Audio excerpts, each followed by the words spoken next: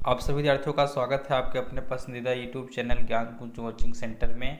और आज हम लोग क्लास 12 साइंस का फिजिक्स यानी विषय भौतिकी विषय आपका भौतिकी यानी फिजिक्स सब्जेक्ट का मॉडल सेट 1 का सारा हम लोग सोल्यूशन देखेंगे इस वीडियो में।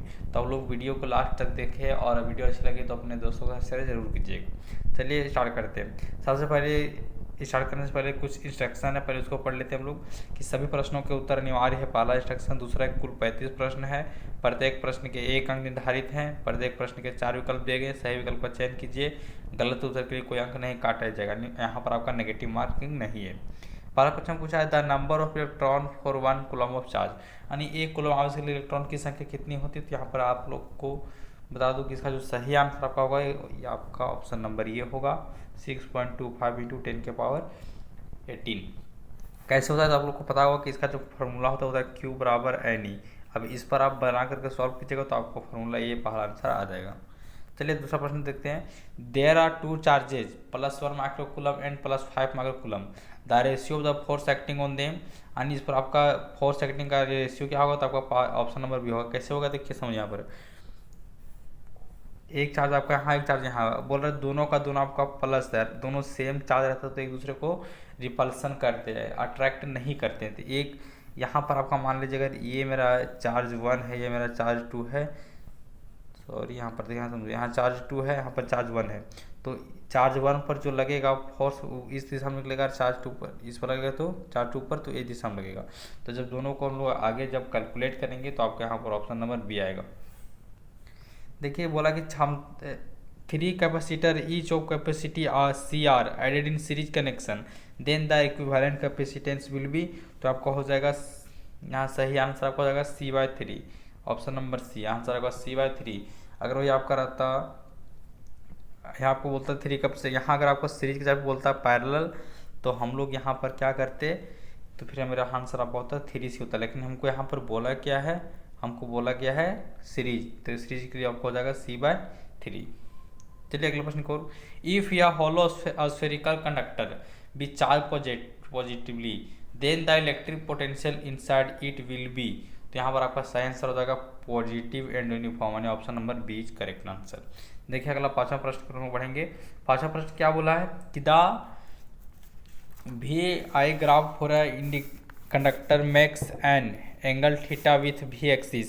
Here V denotes the voltage and I denotes current. The resistance of conductor is given by, तो आपको यहाँ पर सही आंसर हो जाएगा वो आपका होगा यहाँ पर cot थीटा। अगला बोला द इक्वेशन, जो आपका यहाँ पर इक्वेशन दिया गया है ये अप्लीकेबल टू विच लॉ, किस लॉ के लिए आपका एप्लीकेबल है। तो यहाँ पर समझ में देखिएगा आपका किरचॉफ्स का सेकेंड लॉ का, किरचॉफ्स के सेकेंड लॉ पर एप्लीकेबल है। चलिए अगला प्रश्न देखते हैं। सातवां प्रश्न। The balancing length of a potentiometer is at 120 centimetre on shunting the cell with a resistance of 4 ohms. The balancing point shifts to a length of 60 centimetre, then find the internal resistance of the cell। तो आपका यहाँ पर solve करना पड़ेगा 4 ohms answer, आपके answer आएगा 4 ohms से। इसको किस फार्मूला पर सॉल्व करेंगे तो आपको एक फार्मूला पता होगा, R बराबर होता है L1/L2 -1 को कंप्लीट गुना कीजिएगा रेजिस्टेंस से, तो जो इस पर आप सॉल्व करके बनाइएगा वही आपको क्या हो जाएगा, यहाँ पर आपको 4 ohms आंसर हो जाएगा। अब देखिए कि यहाँ पर आप क्या क्या किसको कौन से डाटा, यहाँ पर सबसे पहले क्वेश्चन डाटा छाटिएगा। तो देखिए आपका सबसे पहले 120 सेंटीमीटर इसको हम मान लेंगे L1, उसके बाद जो तुम्हारे आपके यहाँ पर 60 सेंटीमीटर इसको बोलेंगे L2, दो चीज़ हो गया। आपका रेसिस्टेंस बोला है 4 ओम, यानी आपका आर यहाँ पर आर हो गया 4 ओम। अब इस पर आप कैलकुलेट करिएगा तो आपको कंप्लीट आंसर 4 ohms हो जाएगा। इसके पहले हमने आपको फार्मूला बता दिया है। चल देखिए आठवां प्रश्न क्या बोला है कि identify the condition under which the force acting on a charge moving through a uniform magnetic field is maximum. तो आपका यहाँ पर सही आंसर होगा थीटा 90 डिग्री। 90 डिग्री क्यों लेंगे, क्योंकि देखिए आपका यहाँ बोला फोर्स का और किस बोला मैग्नेटिक फील्ड में, तो आपका यहाँ पर फोर्स होता है QV साइन थीटा, आपका ये होता है। तो हमको देखना है कि साइन थीटा का किस जगह पे मान है जो सबसे ज़्यादा मिलता है। तो यहाँ का ऑप्शन आपका ऑप्शन में दिया है, एक ऑप्शन दिया था 90 डिग्री, दूसरा दिया 180 डिग्री, तीसरा दिया 0 डिग्री, तीसरा चौथा दिया 360 डिग्री।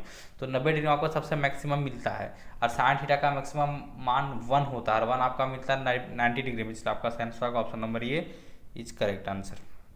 अगला प्रश्न है what torques at act on 17 turns coil of 400 centimeter square area carrying a unit of 20 ampere held with its axis at right angles to a uniform magnetic field is 0.2 Tesla.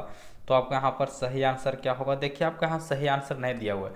अगर आप इसको calculate कीजिएगा तो आपका answer आता है 11.2 यानी 11.2 Newton metre. आपका यहाँ पर आता आंसर न्यूटन मीटर। आपका ऑप्शन ये सही आंसर है। इसमें आपका चारों ऑप्शन में कोई ऑप्शन नहीं दिया हुआ है। बोला या moving coil calorimeter can be converted into a meter by किसके द्वारा किया था? तो आपको देखा ऑप्शन नंबर बी इंट्रोड्यूसिंग या shunt resistance of a small value in parallel यानी option number B is correct answer. देखिए तो 11 प्रश्न the angle of dip at the poles and the equator respectively are तो आपका 90 डिग्री और 0 degree होगा option number D. Whenever the magnetic flux linked with an electric circuit change, an EMF is induced in the circuit. This is called. तो this is electromagnetic induction. अगला प्रश्न है the peak value of the alternating current यानी AC current flowing through या resistor is given by तो आपका यहाँ पर सही आंसर आएगा ऑप्शन नंबर ए। क्योंकि हम लोग जानते हैं क्या कि V बराबर होता है आई आर, ये हम लोग जानते हैं। अब हम आई को अकेला करेंगे क्या हो जाएगा? V बटा आर हो जाएगा, ये भी पता है। अब क्या करेंगे हम आई को मानेंगे आई नोट हो गया, भी को मान लो ई नोट हो गया, आर कार रहने। देखिए आपका ये जो मिलता है आपको फर्स्ट ऑप्शन मिल रहा है यानी पहला ऑप्शन सही है। बोल रहा है energy dissipates in ICR circuit in तो आपको हो जाएगा रेसिस्टेंस यानी ऑप्शन नंबर सी। चलिए अगला प्रश्न की ओर बढ़ते हैं। अगला प्रश्न क्या बोला है? A transformer is employed to तो आपका यहाँ पर हो जाएगा सही आंसर ऑब्टेन यानी ऑप्शन नंबर सी बोला गया क्या कि ऑब्टेन या सुटेबल एसी वोल्टेज। चलिए अगला प्रश्न 16वां प्रश्न what is the velocity of electromagnetic wave in free space तो यहाँ करके सही आपका आंसर हो जाएगा ऑप्शन नंबर हो जाएगा यहाँ पर आपका बी, ये वाला होगा यानी सी बराबर 1/√μ0 और epsilon not. Which of the following is used to investigate the structure of solid? Structure of solid का बात क्या है इसलिए आपका यहाँ पर हो जाएगा एक्सरे, क्योंकि इसको सॉलिड के अंदर में आपका यहाँ जाकर के इसको काम करना है तो आपका क्या हो जाएगा यहाँ पर X-ray. The angle of incidence corresponding to an angle of refraction 90 degree is called as तो यहाँ आपका सही आंसर हो जाएगा क्रिटिकल एंगल यानी इस तरह से आपका कुछ हो। देखिए यहाँ पर आपका सही आंसर होगा क्रिटिकल एंगल। इसको कैसे हम समझने का प्रयास करेंगे? मान लीजिए आपका कोई रिफ्रैक्शन सरफेस है, यहाँ से कोई रे इंसिडेंट करता था, इसके बाद ये 90 डिग्री कोण बनाता था रिफ्रैक्शन के बाद, तो यहाँ इसी कोण को हम लोग बोलते थे critical angle.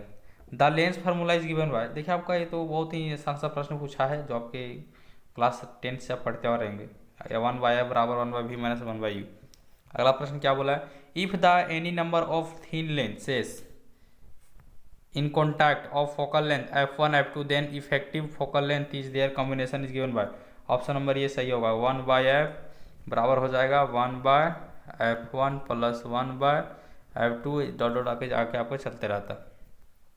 The angle of deviation depend on the आपका आंसर होगा एंगल ऑफ इंसिडेंस पर डिपेंड करता है। A double slit interference experiment is carried out in air and the entire arrangement is dipped in water the fringe width तब यहाँ पर फिर आपका फिर घटता है, फ्रिंज की चौड़ाई घटती है। अगला बोला the wave front due to source situated at infinity is planar option number C होगा।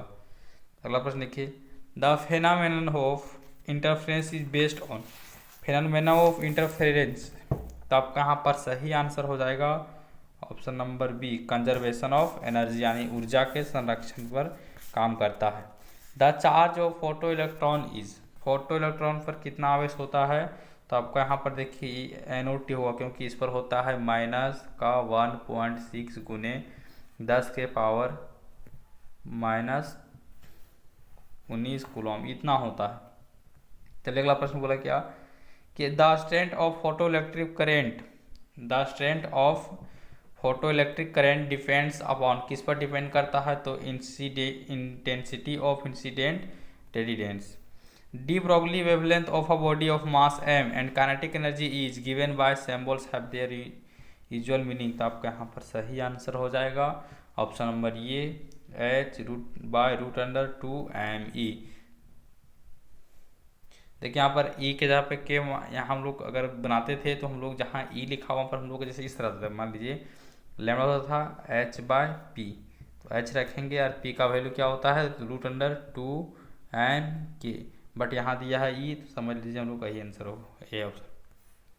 Rutherford experiment suggested that the size of nucleus is about, तो आपका देखिए न्यूक्लियस के साइज के बारे में बात किया गया है, तो यहाँ का आपका सही आंसर हो जाएगा, आपका हो जाएगा option number C 10⁻⁻15 metre to 10⁻⁻14 metre.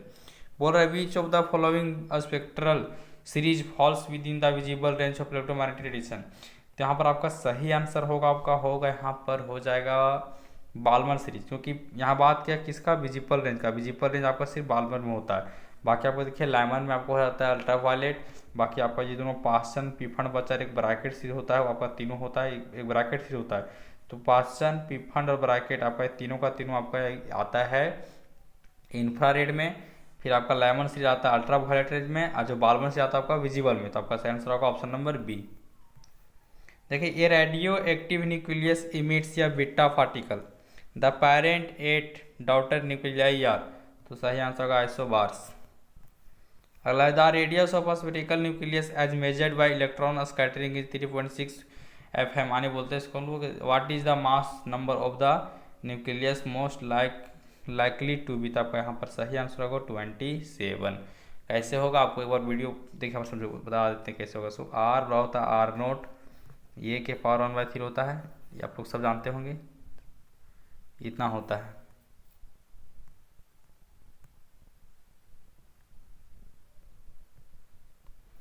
उतना होता है, हम लोग आर निकालेंगे, सॉरी थोड़ा सा मिस्टेक हो रहा है, समझिए यहाँ पर, तो आर हमको दिया है यहाँ पर 3.6 दिया है बराबर R0 का मान हम लोग जानते हैं कि 1/2 FM होता है, और ए का मान हम लोग को पूछा तो 1/3 रहने देंगे, इससे कट जाएगा 3 बार में। यहाँ देखिए 1/3 यहाँ पर क्या चाहिए, इसके साथ में इसके पावर में, इधर से जब इधर से इधर आएगा तो यहाँ पर आपका ए के पावर क्या हो जाएगा, यहाँ पर क्यूब चल जाएगा, तो 3 के पावर 3, और 3 के पावर 3 आपका होता है 27, तो 27 आपका ऑप्शन नंबर ये सही है। बोल रहा है इन रिवर्स बाइजिंग, तो आपका ऑप्शन ये बोला है large amount of current flows, no current flows, potential varies across junction increases, depletion layer resistance increases. देखो आपके यहाँ पर ऑप्शन सी भी सही है और ऑप्शन डी भी सही है, समझिए इधर आपका ऑप्शन सी भी सही है और ऑप्शन डी भी सही है, ऑप्शन सी भी सही है और ऑप्शन डी भी सही है।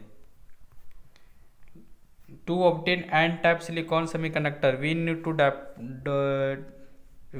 to dope pure silicon with, देखिए आपको एक होता है प्योर, एक होता है इम्प्योर, तो जब प्योर सिलिकॉन का बात करेगा तो प्योर में देखिए आपका प्योर छोड़ के अगर एक प्योर होता है कि इम्प्योर, तो आपको बोला अगर इम्प्योर में देखेंगे हम लोग, ये जो आपका यहाँ पर जो एन टाइप बोला है, तो एन टाइप मेरा प्योर इम्प्योर में आता है, तो इम्प्योर में एन टाइप होता है पी टाइप होता है, तो एन टाइप आपका होता है पेंटावैलेंट होता है, और पी टाइप होता है आपका ट्रावैलेंट।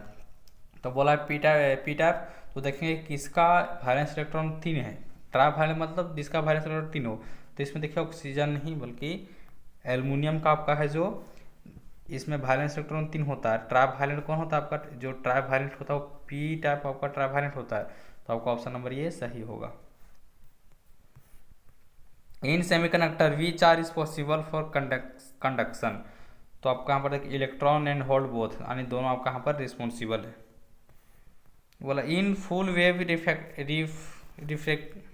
Rectifier input AC current has a frequency V, the output frequency of current is, तो आपका सही आंसर हो जाएगा 2 वोल्ट।